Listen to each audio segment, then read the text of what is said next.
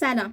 حتما تا حالا واسهتون سوال شده که توی بازیایی که تجربه کردین این انیمیشن های راه رفتن، ایستادن، پریدن و کلا انیمیشن ها چه شکلی توی بازی ساخته میشن.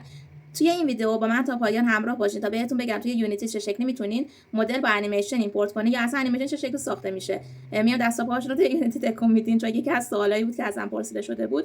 یا اینکه ابزاری هست که بتونین باهاش انیمیشن بسازین و چه شکلی ایمپورت کنین و حتی کد بزنیم توی یونیتی باهاش. تا پایان با من همراه باشین. خب بریم که روش ساختش رو توی یونیتی بهتون نشون بدم. قبل از هر چیزی من میخوام بهتون نشون بدم که چه شکلی میتونین برای بازیتون کاراکتر پیدا بکنین و انیمیشن واسش پیدا بکنین.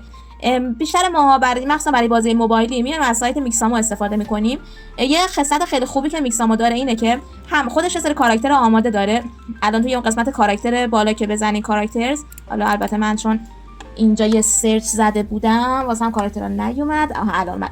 ببینید خودش اومده یه سری کاراکتر نمونه واسهتون قرار داده که میتونه هر کدومش، مثل این خانومی که من الان انتخاب کردم، میتونید هر کدومش انتخاب بکنید. علاوه بر این که انیمیشن ها رو روش نشون میده بهتون، میتونید با دانلود زدن روی این گزینه که بزنین و توی این قسمت وید اسکین که بزنین میتونید کاراکتر رو هم باهاش دانلود کنید. اگه میخواین کاراکتر دانلود نشه و فقط انیمیشن رو دانلود کنید، اینجا بدون اسکینش انتخاب بکنید و فرمتش هم که خب FBX بذارید و دانلود بزنید.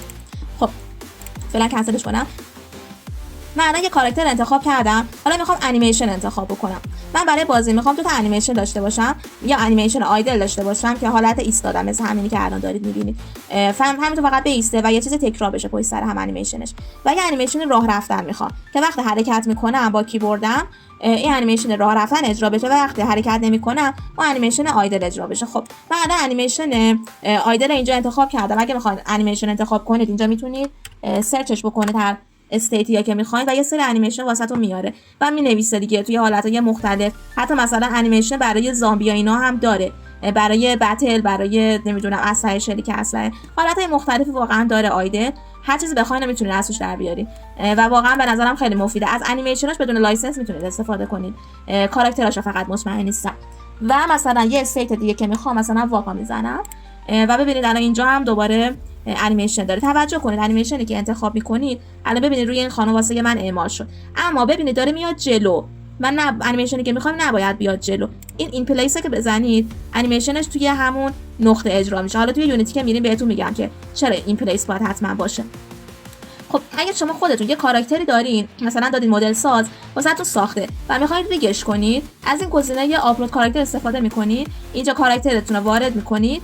حالا من کاراکتر آماده ندارم که وارد کنم، اما اگه وارد بکنید میتونید خودش بهتون میگه چه شکلی رید کنید و خیلی کار ساده‌ایه واقعا. خودش مرحله به مرحله بهتون میگه و چیز پیچیده‌ای نداره و کاراکترتون وقتی رید میکنه خود میکسامو دقیقاً میتونید از انیمیشناش روش استفاده کنید. ما معمولا برای بازی موبایلی میایم همین کارو میکنیم. کاراکتر رو میدیم به مدل ساز واسمون میسازه و میندازیمش توی میکسامو، خودش ریک میکنه و انیمیشنایی که میخوایم ما بهمون میده. انیمیشنش واقعا زیادن و برای نصف بیشتر از بازی‌ها کفایت میکنه، مگر اینکه یه انیمیشن خیلی خاصی بخواید یا مثلا انیمیشن حیوانات ها اینا نداره تا اونجایی که من میدونم. من فکر کنم نداشته باشه، حالا خودتون بازم بگردید. خب یه فولدر ساختم به اسم مدلز. حالا این دوتا رو درگ اند دراپ میکنم داخلش. خب چیزی که من الان دارم این دوتا هستن. ببینید یکیشو با اسکین دانلود کردم چون میخوام مدل خانومه که دیدین داخلش باشه. یکیشو بدون اسکین دانلود کردم. خب بدون اسکین ببینید چیزی نشون نمیده، اما با اسکین که دانلود بکنیم اینجا اگه این پلیو بزنید نشون میده که داره راه میره. خب چه تنظیماتی باید اعمال بکنیم؟ ببینید هر کدوم از اینا یه مدل FBX دیگه، یه مدل یه انیمیشنه.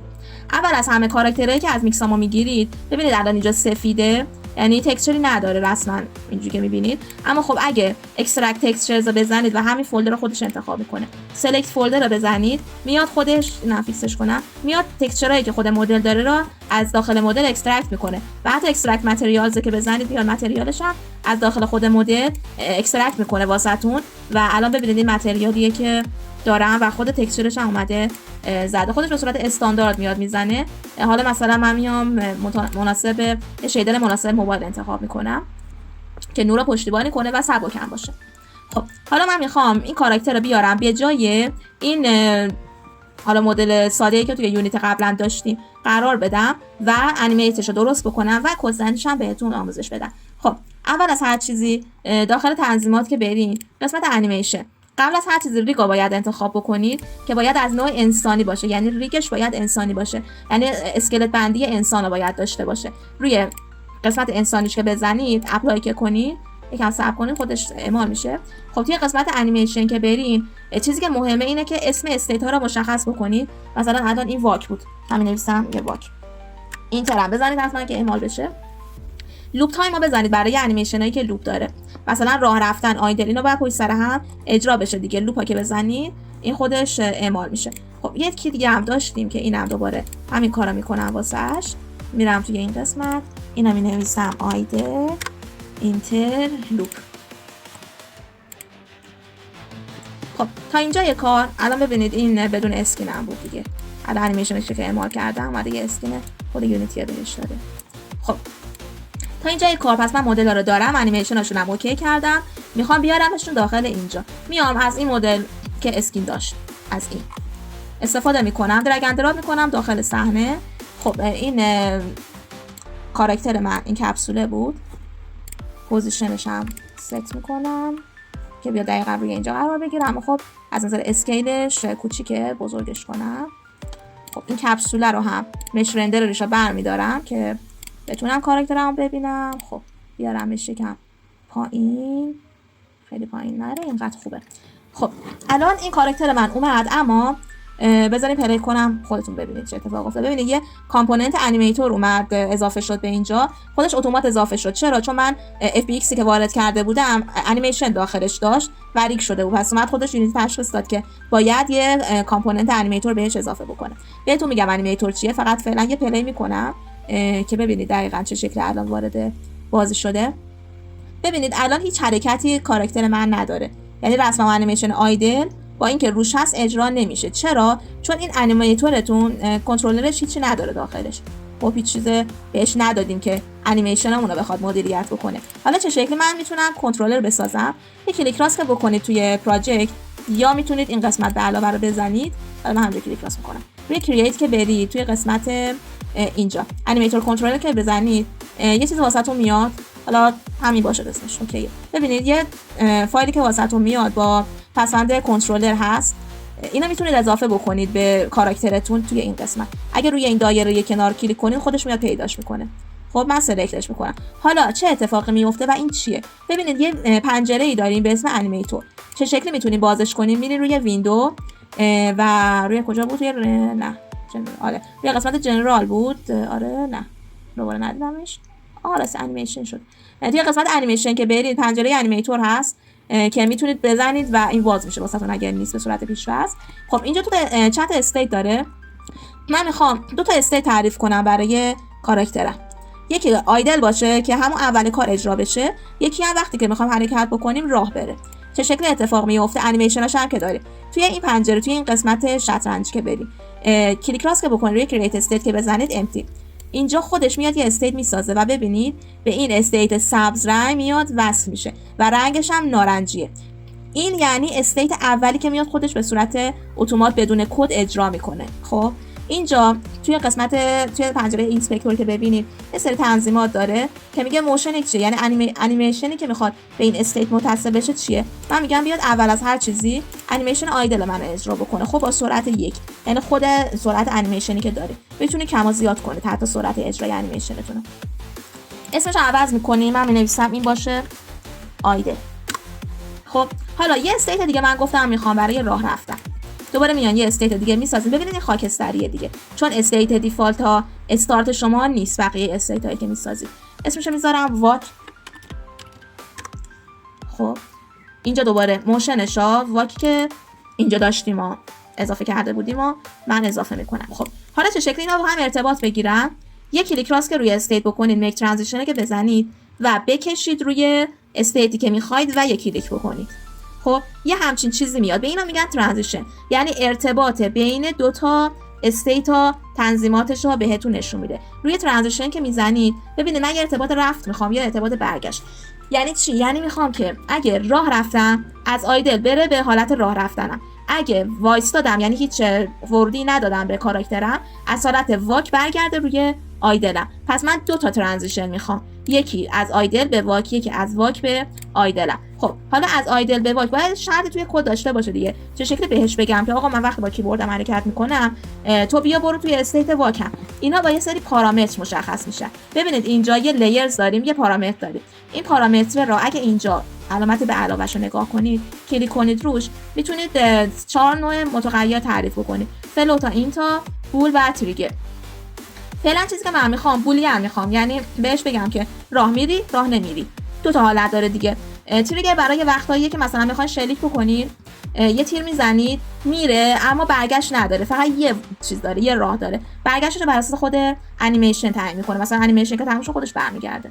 این تا فلوت هم که خب برای چیزای خیلی زیادی میتونید ازش استفاده بکنید. حالا ما فعلا با اونا کار نداریم، فعلا میخوام یه بول بسازیم. بولیان. خب حالا من یه کد دارم، اینا کپیش بکنم. اینجا بود. پارامترها دقیقاً باید شبیه همونی که میخواین توی کد استفاده کنید حتما باشه. خب من یه ایز واکینگ تعریف میکنم براش. توی این ترانزیشن میام توی این قسمت کاندیشنزش میگم که به علاوه رو میزنم، میگم اگه ایز واکینگ ترو بود خب از اینجا برو به اینجا، و توی برگشتش، توی ترانزیشن برگشتش میام میگم اگه ایز واکینگ فالس بود از اینجا بیا اینجا. خب یه تیک این بالا هست هاز اگزیت تایمه که این چه کار انجام میده. اگه تیکش باشه این کاندیشنر رو در نظر نمیگیره و میاد بر اساس زمان میگیره. وقتی این انیمیشن تموم شد خودش میاد این ترانزیشنر رو اجرا میکنه. ما اینا کار باهاش نداریم. اینا بیشتر برای همون چیزایی که تریگر داره استفاده میشه، مثلا تیر بزنیم و اینا. خب اینجا یه زمان بندی داره. ببینید این قسمت‌ها میگه که توی ثانیه چندم بیا از آیدل به واک این ترانزیشنر رو تعیین کنم. من الان انیمیشن آیدلم چیز حدود 10 ثانیه است. خب اگه هیچ کاری نکنم این میاد توی 10 ثانیه دهم، یعنی 10 ثانیه انیمیشن آیدل من اجرا میشه و توی ثانیه دهم میاد به واک میبرتش. من نمیخوام، من میخوام به محض اینکه فرمان کدیم اجرا میشه حالا با یه چیز خیلی نرمتری، نمیخوام بلافاصله اینا مثلا بچسبونم به اینجا یهو بره، یکم نرمتر میشه، یعنی تو طول یه زمانی از این ترانزیشن به اون ترانزیشن منتقل میشه. میخوام توی همون ثانیه های اول، مثلا الان اگه اسکرول بکنید توی 5 صدم ثانیه این واسه من میره، منتقل میشه دیگه. همون بلافاصله وقتی که ایز واکینگ هم صدا میزنه همین میره توی انیمیشن واک. دوباره توی اینجا هم همینطور باشه. حالا انیمیشن واک من خیلی کوچیک‌تره به نسبت، اما نمیخوام که خیلی ترانزیشن زیادی داشته باشه. خب کارمون با این قسمت تموم شد، یعنی اون انیمیتوری که می‌خواستیم قرار دادیم، پارامترمون هم تعریف کردیم. اما حالا توی بازی چه اتفاقی میفته؟ ببینید من پلی کنم. خب ببینید الان انیمیشن آیدل داره اجرا میشه واسه من. ببینید داره وول میخوره این وسط. حالا میرم جلو اما واک برای من اجرا نمیشه. چرا داره این اتفاق میفته؟ چون من با کد بهش هنوز کاندیشن ندادم، نگفتم کجا بیا اون پارامتر ایز واکینگ منو عوض بکن. خب حالا توی ساخت کاراکتر من یه کد زده بودم، میتونید برید از ویدیوهای قبلی ببینید که چه شکلی میتونیم کاراکترمون رو حرکت بدیم. حالا من اینو واسه کنم که شما گیج نشید. همون کدا میخوام یکم بیشترش کنم. اول از هر چیزی برای اینکه من به کامپوننت انیمیتورم دسترسی داشته باشم میام اینجا یه پارامتر تعریف، یه متغیر تعریف میکنم از نوع سریالایز فیلد که بتونم توی اینسپکتور بهش بدم و اسمش رو میذارم انیمیتور. خب و بعد از اون میخوام بهش شرط بدم، بگم چه زمانی بیا ایز واکینگ من رو ترو کن. وقتی که توی کد ست بول میخوام بکنم، متغیرم بولیان بود دیگه. خب ببینید این متغیر من از نوع بولیان بود. پس میام میگم انیمیتور که اون کامپوننت منه دات ست بول، یعنی بیا متغیر بولیانی که من تعریف کردم و که اسمش ایز واکینگه، یعنی این ببینید ایز واکینگ. عیناً حتی از نظر بزرگ و کوچیک بودن حروف هم این باید یکی باشه. دقت کنید حتما بهش حساسه، به بزرگ و کوچیک بودن. اینجا میام تعریف میکنم میگم این متغیر را بیا مقدار بهش بده. ایز واکینگ من میتونه فالس باشه یا ترو باشه. حالا من توی کد چی گفتم که اگه موو داد مگنیتیودم. مگنیتیود چیه؟ این موو هم اون وکتور تیری بود که برای حرکت میگرفتم، داشتم ورودیاشو از کیبورد میگرفتم. به محض اینکه جلو عقب چپ راست میشد میومد توی یه وکتور تیری مقدارشو میریخت واسه من. پس این یه دونه برداره، یه برداری داریم که میخوام بهش بگم اگه طول مگنیتیود چیکار میکنه، میاد طول این بردار برای من محاسبه میکنه. اگه طول بردار حرکت من بیشتر از 1/10 بود، اینو میتونه خودتون تعیین کنین که چقدر حساس باشه به حرکت. من میخوام بگم اگه بیشتر از 1/10 بود، حرکت رو تشخیص میده. اگه بیشتر از 1/10 بود میگه که داره حرکت میکنه. اما اگه طول بردار من کوچیک‌تر یا مساویه با 1/10 بود، یعنی که ایستاده. خب این میتونه محاسبهش بر اساس بازی شما باشه، هر چیزی میتونه باشه واقعا. من حالا اینجا برای اینکه راحت باشه اومدم این کارو کردم. این مگنیتیود چیه؟ به این صورت محاسبه میشه. طول بردار میاد کلا جذر کل 3 تا پارامتر بردار رو میگیریم، به علاوه میکنیم اینا رو و جذرش رو میگیریم.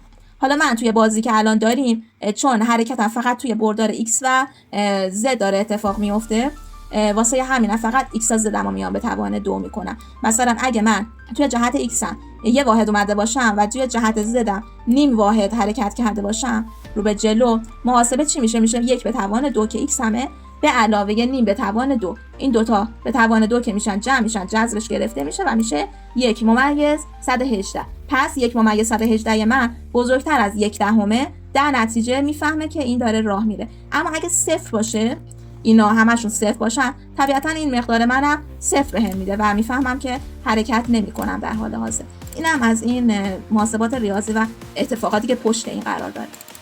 خب پس من میام میبینم این ایز واکینگ رو محاسبه میکنم و میام اینا بهش میدم، به انیمیتورم میدم و از این به بعد انیمیتورم میاد تشخیصش میده. حالا این حرکت کاراکتر من قبلا روی کپسول بود. حالا اینا کامپایلش کنه تا بهتون بگم. خیلی خوب، این روی کپسول بود کدش. حالا یه پارامتری به اسم انیمیتور اضافه میشه.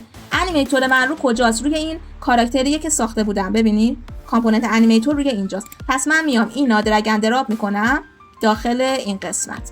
خب بریم که پلی کنیم. من اینو بزرگش بکنم فقط واسهتون که واضح ببینید.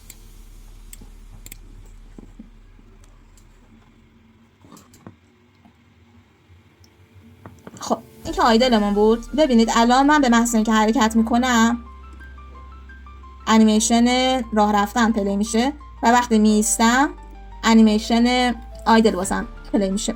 اگه دیده باشین توی بعضی از بازی ها که حالا خیلی روی انیمیشن تکیه دارن، حتی توی چرخش هم انیمیشن اجرا میشه. اینم دقیقاً همینطوره دیگه. شما به نسبت چرخشی که دارین توی کد بهش میگین که مثلا بیا یه انیمیشن اینور اونور رفتن رو هم اضافه کن بهش. به همین سادگی با 2 تا خط کد خیلی ساده من تونستم کاراکترم رو به حرکت در بیارم. حالتهای پیچیده‌تری هم برای انیمیتور وجود داره که اونا رو توی ویدیوهای پیشرفته‌تری بهتون توضیح میدم. مثلا بلنتریا وجود دارن، یعنی که یه مقداری پیشرفته‌تر هستن به نسبت اینا و اینها بلنتری. و این قسمت لیرها وجود دارن که میتونید لایه بندی کنید. مثلا اگه دیده باشید بعضی از کاراکترها هستن بالا تنه و پایین تنه‌شون فرق داره. مثلا شما می‌خواید تیراندازی کنید، پایین تنه داره انیمیشن راه رفتن اجرا میکنه اما بالا تنه چند تا انیمیشن متفاوت اجرا میکنه. اینطوری میشه شما میان لایه بندی میکنید، لایه ها رو اضافه میکنید، میگید این لایه فقط بیاد برای بالا تنه من اعمال بشه. توی اینجا یه قسمت ماسک وجود داره که میتونید بهش بگید ماسک رو بسازید و بگید که مثلا فقط این انیمیشنایی که داخل این لایه هستن روی گردن و سر دست من اعمال شن، اما اینایی که روی این لایه هستن مثلا بیان روی پای من اعمال بشن. و وزنش رو میتونید تعیین کنید که چقدر مثلا هر کدومشون غالب باشن به اون یکی به اصطلاح. اینا مباحث پیچیده‌تری هستن و نیاز به ویدیوهای جدایی واقعا برای هر قسمت داره چون خیلی طولانی میشه بحثمون. و همین دیگه، فکر کنم همه قسمت‌ها رو گفتم. اگه ویدیو واسهتون مفید بود و دوست داشتید لایک و کامنت یادتون نره. اگه درخواست ضبط ویدیویی داشتین حتما بهم بگین، واسهتون ضبط میکنم مثل همین ویدیو که درخواستی بود. و همین، ممنون که تا اینجا ویدیو همراه من بودین. خداحافظ.